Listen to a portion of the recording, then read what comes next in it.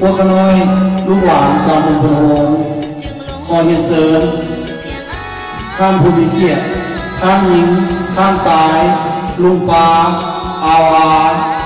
หญิงสาวน้อยใหญ่ทุกท่านเข้ามาร่วมในงานสาวพงษ์วังเมืองพนมรียูเนียนในค่ำวันที่2 เดือน 7 2011 ที่คิชเนอร์วานาลูออนทาริโอแคนาดาหวังว่าทุกท่านคุณสละเวลาอันมีคุณค่าคงพันมาร่วมงานนี้ด้วยในใจ